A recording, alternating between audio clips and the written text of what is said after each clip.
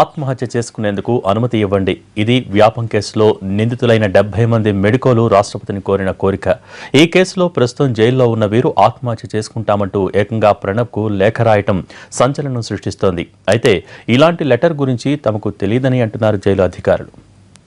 వ్యాపం స్కామ్తో ఇప్పటికే కేంద్రం పేకల్లోతు కష్టాల్లో ఉంది.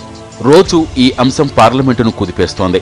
ఇలాంటి సమయంలో ఈ కేసులో నిందితులు ప్రస్తుతం గ్వాలియర్ సెంట్రల్ జైల్లో ఉన్న 70 మంది వైద్య విద్యార్థులు, జూనియర్ డాక్టర్లు తమకు బెయిలైనా ఇవ్వండి లేదా ఆత్మహత్య చేసుకోవడానికి అనుమతైనా ఇవ్వండంటూ రాష్ట్రపతికి లేఖ రాయటం సంచలనం రేకెత్తిస్తోంది.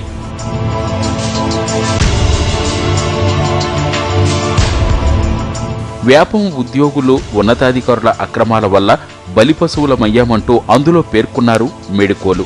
ఇప్పటికే నెలల తరబడి జైల్లో ఉన్నామని, కేసు విచారణ ఆలస్యంగా జరగటం వల్ల తమ భవిష్యత్తు అంధకారమైందంటూ లేఖలో పేర్కొన్నారు. దీనివల్ల అటు సమాజంలోనూ ఇటు మానసికంగా తీవ్ర ఆవేదన అనుభవిస్తున్నామన్నారు. తమ కుటుంబాలు సైతం ఆర్థికంగా చితికిపోయాయని లేఖలో తెలిపారు. న్యాయ వ్యవస్థ అసమానత్వం వల్ల తమకు బెయిల్ రావటం ఆలస్యమవుతోందన్న మెడికోలు ఈ కేసులో ప్రధాన నిందితుడికి మాత్రం సెషన్స్, హైకోర్టుల్లో బెయిల్ లభించిందంటూ గుర్తు చేశారు. కానీ తమకు మాత్రం బెయిల్ ఇవ్వడం లేదంటూ ఆవేదన వ్యక్తం చేశారు. బెయిల్ ఇవ్వకపోతే ఆత్మహత్యే శరణ్యమని, దీనికి అనుమతి ఇవ్వాలంటూ ఈ లేఖలో రాష్ట్రపతిని కోరారు మెడికోలు. అయితే ఈ లేఖ గురించి తమకేమీ తెలియదంటున్నారు గ్వాలియర్ సెంట్రల్ జైలు అధికారులు. రాష్ట్రపతికి తాము ఎలాంటి లేఖ పంపలేదన్నారు. తమను చూసేందుకు వచ్చే కుటుంబ సభ్యుల ద్వారా ఎలాంటి లేఖ పంపి ఉండవచ్చంటున్నారు జైలు అధికారులు.